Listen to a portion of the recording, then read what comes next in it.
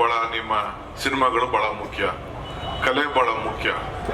1 ಗಂಟೆಯಲ್ಲಿ ಅಟ್ಲೀಸ್ಟ್ 2 ಗಂಟೆ ಆದ್ರೂ ಕೂಡ ಜನ ಟಿವಿ ಮುಂದೆ ಕೂತಿರ್ತಾರೆ.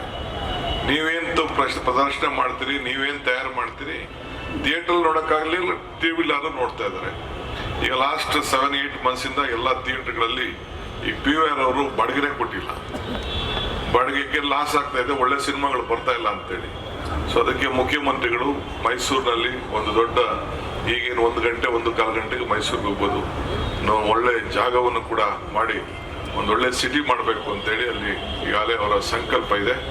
ಬಹುಶಃ ಈ ಬಜೆಟ್ ಆದ್ಮೇಲೆ ಒಂದು ಪ್ಲಾನ್ ಸಬ್ಮಿಟ್ ಆಗಿತ್ತು, ಆ ಪ್ಲಾನ್ ಸರಿ ಇಲ್ಲ ಅಂತೇಳಿ ಅವರೇ ಅದಕ್ಕೆ ರಿಜೆಕ್ಟ್ ಮಾಡಿದ್ದಾರೆ. ಒಂದು ಕೂತ್ಕೊಂಡು ಅನೇಕರ ಚರ್ಚೆ ಮಾಡಿ ಒಂದು ಅಂತಾರಾಷ್ಟ್ರೀಯ ಮಟ್ಟದ ಒಂದು ದೊಡ್ಡ ಫಿಲ್ಮ್ ಸಿಟಿ ಮಾಡಬೇಕು ಅನ್ನೋದು ಅವರ ಸಂಕಲ್ಪ ಇದೆ. ಅದು ಕೂಡ ಮಾಡಲಿಕ್ಕೆ ಇವತ್ತು ಎಲ್ಲ ಹೊರಟಿದ್ದಾರೆ. ತಮ್ಗೆ ನಾವು ಕೇಳೋದಿಷ್ಟೇ, ಹಿಂದೆ ಕೂಡ ಬಹಳ ದೊಡ್ಡ ದೊಡ್ಡ ಕಲಾವಿದರೆಲ್ಲ ನಮ್ಮ ರಾಜ್ಯದಲ್ಲಿ ಬೆಳೆದು ಹೋಗಿದ್ದಾರೆ. ಮುಂದಕ್ಕೂ ಕೂಡ ಯಂಗ್ಸ್ಟರ್ಸ್ಗೆಲ್ಲ ಬೇಕಾದಷ್ಟು ಅವಕಾಶ ಇದೆ, ಸ್ಕೋಪು, ಲ್ಯಾಂಗ್ವೇಜು ಎಲ್ಲ ಇದ್ದ. ಹಿಂದೆ ರಾಮನಗರದಲ್ಲಿ ಶೋಲೆ ನಡೆಸಿದಾಗ ಯಾರ್ದು ಸಾಧ್ಯನಾ ಇಂಥದೆಲ್ಲ ಅಂತ ಕೂಡ ಹಿಂದೆ 40-50 ವರ್ಷದಿಂದ ಮಾತಾಡ್ತಿದ್ರು.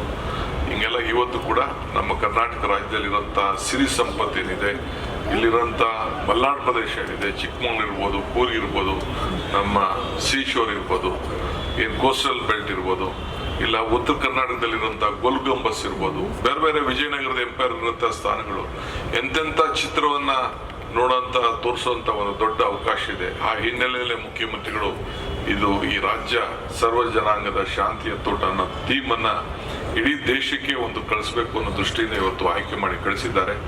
ನಿಮ್ಗೆಲ್ಲ ಶುಭವಾಗಲಿ. ಅಟ್ಲೀಸ್ಟ್ ಮುಂದಕ್ಕಾದ್ರೂ ಕೂಡ ಇಂಥ ಕಾರ್ಯಕ್ರಮಕ್ಕೆ ಫಿಲಂ ಚೇಂಬರ್ ಅವರು, ಅಕಾಡೆಮಿ ಅವರು, ಅವ್ರಿಗೆಲ್ಲ ಸ್ವಲ್ಪ ನಂದು ವಾರ್ನಿಂಗ್ ಅಂತಾರಲ್ಲಿ, ರಿಕ್ವೆಸ್ಟ್ ಅಂತ ಇರಲಿ, it is not my programme, ನನ್ನ ಕಾರ್ಯಕ್ರಮ ಅಲ್ಲ ಇದು, ನಿಮ್ಮ ಕಾರ್ಯಕ್ರಮ. ಹೇಮಂತ್ ಚೌಧರಿ ಪಾಪ ಅವ್ರು ಬಂದು ಕೂತಿದ್ದಾರೆ, ಅವ್ರ ಏಕೆಂದ್ರೆ ಬರೀ ಒಂದು 25 ಜನಕ್ಕೆ ಸಿನಿಮಾ ಬೇಕಾಗಿರೋದು. 20 ನಾವು ಯಾವ್ದಾರ ಸಂದರ್ಭದಲ್ಲಿ ಯಾವ್ದಾರ ಒಬ್ರು ಹಿಂಗೆ ಫಿಲಮ್ ಏನಾರು ಇಲ್ಲೆಲ್ಲ ತೆಗಿತಾವ್ರೆ ಅಂತಂದ್ರೆ ಯಾರು ಸರ್ಕಾರಕ್ಕೆ ಕೋಆಪರೇಟ್ ಮಾಡಲ್ಲ, ಅಲ್ಲಿ ಪರ್ಮಿಷನ್ ಕೊಡ್ಬೇಡ ಅಂದ್ರೆ ಥಿಯೇಟರ್ ಸಿನಿಮಾನೇ ನಡೆಯಲ್ಲ, ಒಂದು ಶೂಟಿಂಗೇ ನಡೆಯಲ್ಲಪ್ಪ. ನಮಗೂ ಗೊತ್ತಿದೆ ಎಲ್ಲ, ಯಾರ್ಯಾರಿಗೆ ಎಲ್ಲೆಲ್ಲಿ ನಟ್ಟು ಬೋಲ್ಟ್ ಟೈಟ್ ಮಾಡಬೇಕು ಕೂಡ ನನಗೆ ಐ ನೋ ದಟ್. ಬಟ್ ಸ್ವಲ್ಪ ತಿಳ್ಕೊಡಿ ಇರಲಿ.